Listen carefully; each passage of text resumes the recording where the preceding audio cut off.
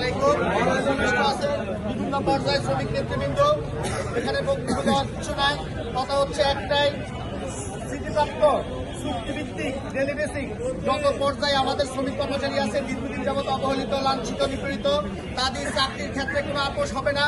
যে কোনো মূল্যে তাদের ন্যায়সঙ্গত দাবি আদায়ের পক্ষে আমরা শ্রমিক দল, মিল বিটার শ্রমিক দল, মিল বিটার শ্রমিক ঐক্য এবং সিবিএর সকল অঙ্গ, সিবিএর সকল নেতৃবৃন্দ আমরা ঐক্যমত। এর ভিতরে আমাদের কোনো দ্বিধা বিভক্তি নাই। কেউ যদি দ্বিধা বিভক্তির চেষ্টা করে, আমরা যদি সেটা বুঝতে পারি, তাহলে আমরা তাদেরকে কঠিন হস্তক্ষেপের মাধ্যমে দমন করব। এবং আমাদের চাকরির পাশাপাশি বিগত দিনে শ্রমিক কর্মচারীদের প্রতি যে বৈষম্য হয়েছে, স্থায়ী শ্রমিক কর্মচারীদের প্রতি যে বৈষম্য হয়েছে, একাধিকবার কর্মকর্তারা প্রমোশন নিয়েছে, কিন্তু কিছু বেছে বেছে কিছু শ্রমিক কর্মচারী প্রমোশন দিচ্ছে। 9 সাল, 17 সাল, 20 সাল বলে কোনো কথা নাই।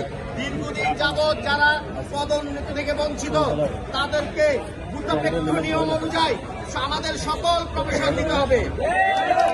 এবং আমাদের যে যত ধরনের অসঙ্গতি আছে, নির্মিত যত অন্যায় অনিয়ম আছে, আমাদের শ্রমিক কর্মচারীরা কর্ম করে বেতন নেয়, তাদের সামান্য চাকরি স্থায়ীকরণে আপনাদের এত তালবাহানা আপত্তি। বিগত আমি ফ্যাসিস্ট সরকারের আমলে হাজার হাজার কোটি টাকা প্রকল্পের নামে লুটপাট করা হয়েছে।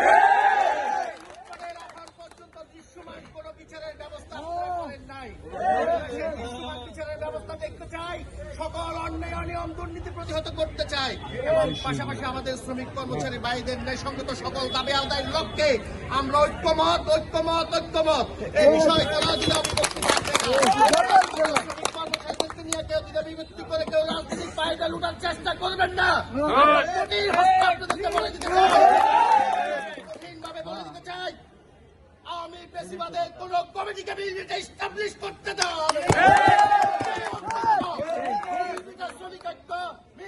শ্রমিক দল পূর্ণাঙ্গ নির্বাচিত ম্যানেজিং কমিটি না হওয়া পর্যন্ত আওয়ামী ফ্যাসিস্ট সরকারের কোন কমিটিকে এখানে আমরা একটা পর্যায়ে একমত, এতে কোনো দ্বিধা বিভক্তি নাই। চাকরি এবং শ্রমিক কর্মচারীদের ন্যায়সঙ্গত দাবি আদায় কোনো আপত্তি চলবে না। আমি আমার সংক্ষিপ্ত বক্তব্য শেষ করছি। বাংলাদেশ জাতীয়তাবাদী শ্রমিক দল জিন্দাবাদ। আপসীন দেশনেত্রী বেগম খালেদা জিয়ার সুস্বাস্থ্য দীর্ঘায়ু কামনা করে, দেশনায়ক তারেক রহমানের সুস্বাস্থ্য দীর্ঘায়ু কামনা করে আমি আমার সংক্ষিপ্ত বক্তব্য শেষ করছি। আসসালামু আলাইকুম।